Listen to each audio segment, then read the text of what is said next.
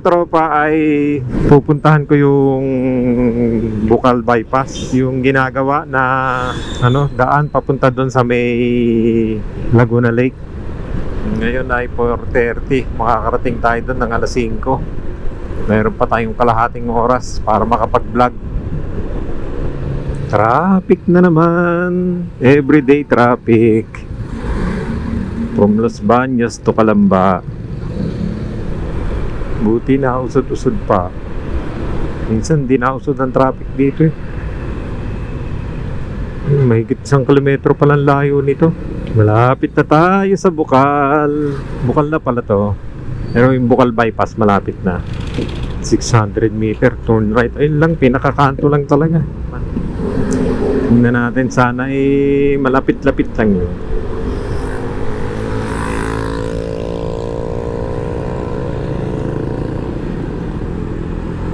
Yan, dito yun eh.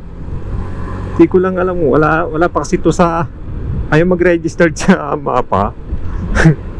Yung pinaka Bukal Bypass na yon. Pero ito Bukal Bypass, pero yung may magandang spot dito na para kang nasa Albay Bypass. Tapos sentro mo yung yung Makiling. Parang ito na nga yata yun. Ito na. Tingnan natin kung saan dito. Ayun oh. Yung Makiling oh. Tama-tama. Ito, danger.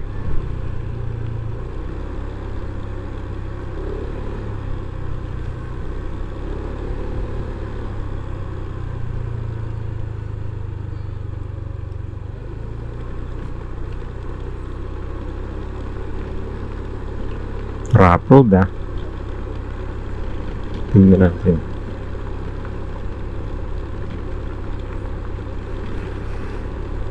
Rough road. Parang ano ba to? Private ba to? Ano? Ganun, may mga may mga signage oh. Caution. Ano ba to?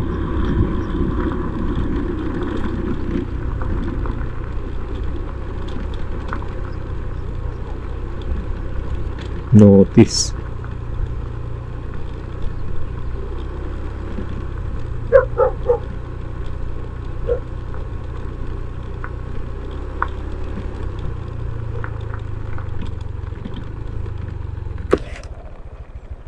Teka, saan ba yun? Lumpas na yata ako eh. Ito na ako.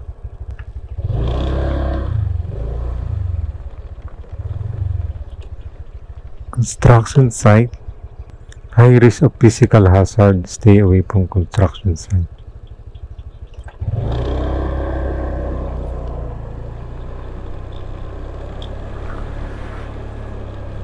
Loko ka. Pinasok mo to.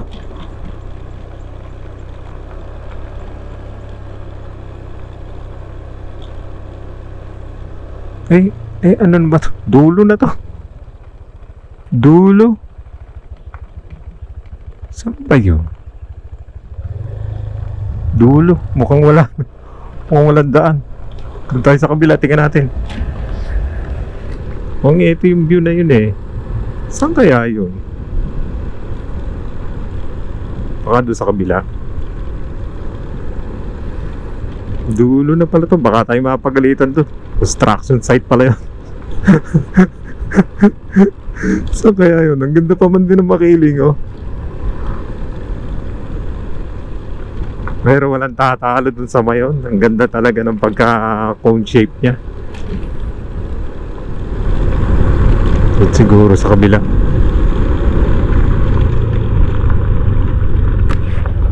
Kuya, saan ba yung bypass na may mga kainan? Saan danon? Doon po sa may stoplight ng Halang. Halang? Doon. Hindi ba dito? Dito walang daan dito. Putol pa yan. Kaya pala pag diretso ko. Saan kaya yun kako? Sige sir. Mali pala. Mali pala pinuntahan natin. Anak ng pating. Kaya pala may mga may mga caution nakalagay. Ay, may mga signage. So may halang daw. Layo pa nun dito. Magtanong-tanong na lang tayo dito mga katropa. Hindi nakalagay sa Google Map ba't tinuturo? Siguro sa mga tricycle ako magtatanong. Baka alam nila yun. Lobat mga katropa. So ito na siya. Ginel Subdivision. Yun. Ito na ito. Yun ito. Ginel Subdivision. Yun. Sakto na lobat yung ating GoPro mga katropa. Oh. Ang ganda pala rito. Oh. Wow. Isang ikot muna tayo. Wow.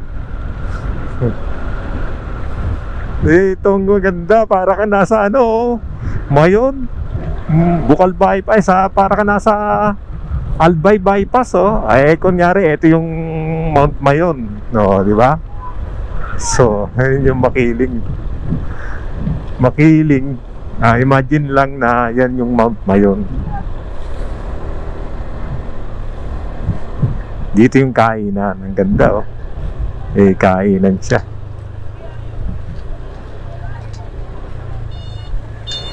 Tingnan natin sa dulo kung merong maganda-ganda na view.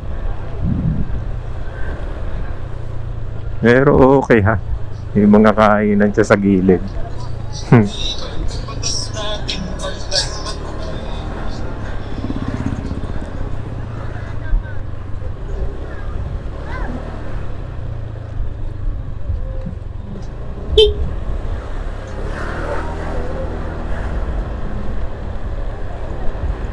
Malawak sana to, pero ginawang tindahan yung gilid.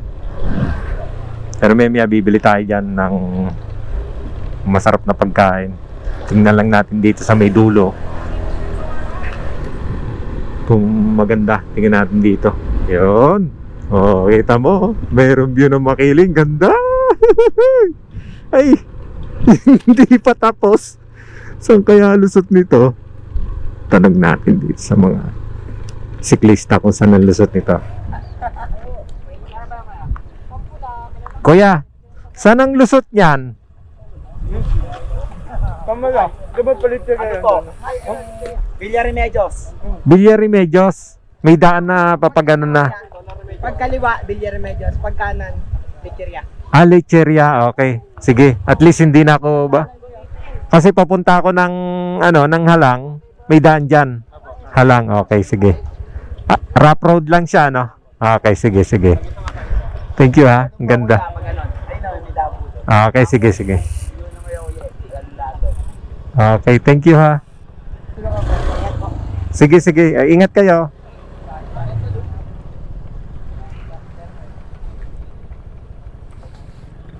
So may doon tayo dadaan sa sinasabi nila, yung rough road na yan.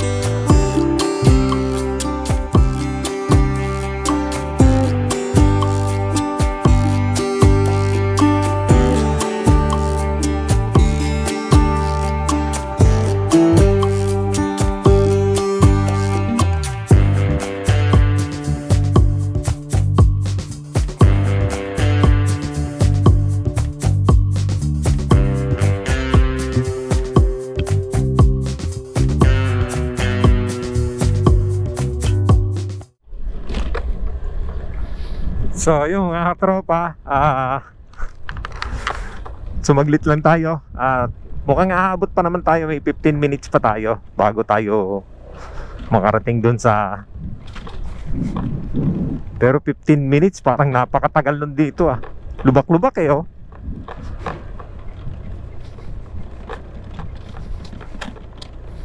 Napakwento pa kay tatay Ano kayong pangalan ni tatay? Shoutout nga pala kay tatay. 61 na siya Nabagay, ang tatay ko 75 na. Parang ano ko siya, kuya. Shoutout kay kuya. Ang ganda naman dito pag natapos tong lugar na to Kaya lang, rough road.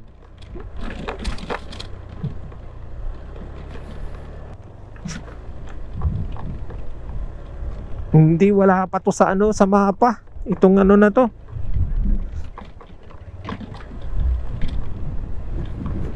So, Wilcon parang wala pa sa mapa to Sana ayun.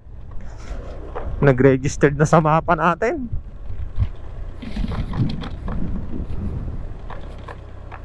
Daming mga tinapon na dito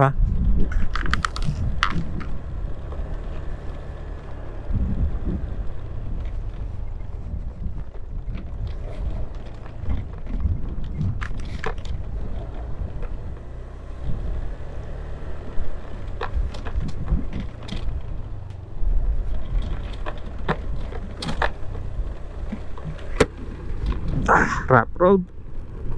7 minutes lang pala dito. Pag doon ako dumaan sa kabila, 15 minutes. Dito tayo dumaan. Dito dumaan yung nakamotor kanina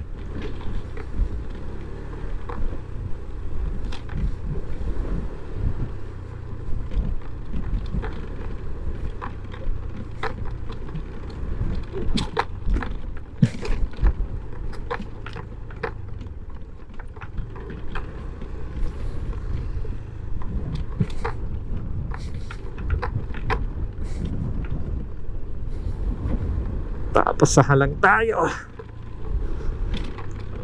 Lubak. Ewan ko kung dito daan. Parang hindi pala ito yung parang ito nga yata. Hindi ko maintindihan. Basta bahala na silang gumawa ng daan dyan kung saan ang diretso ng bypass na yon.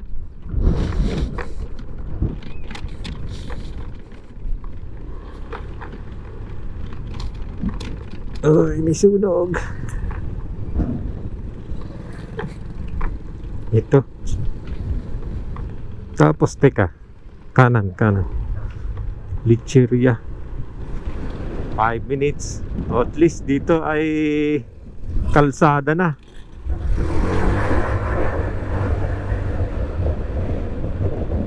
So may daan pala rito. Hindi ko kasi alam to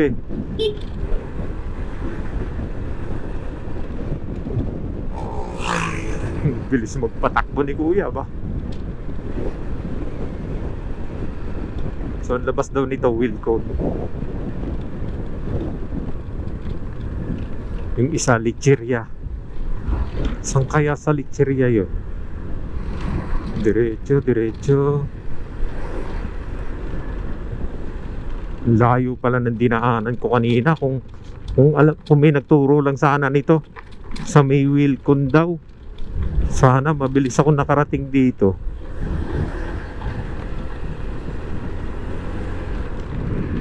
$200 meters turn left.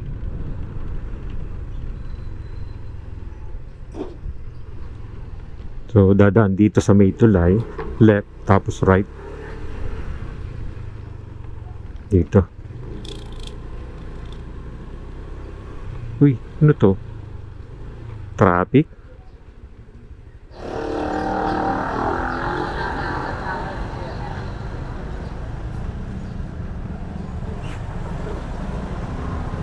Masikip yung daan dito So pag pala kotse ang dadalhin nyo mga katropa,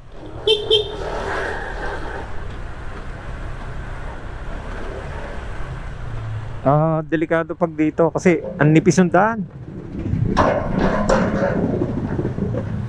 So dito yata dito, yun, Wilcon. Yun, highway. Yoo! Nakarating na ng highway. Okay, and then dito tayo sa SM to teka. Yun.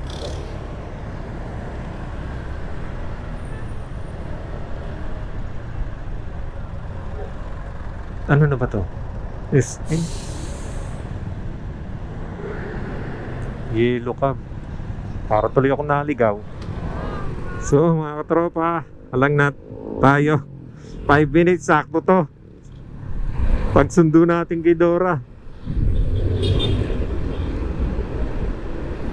So yun lang mga katropa, at maraming salamat sa panonood sa aking munting channel.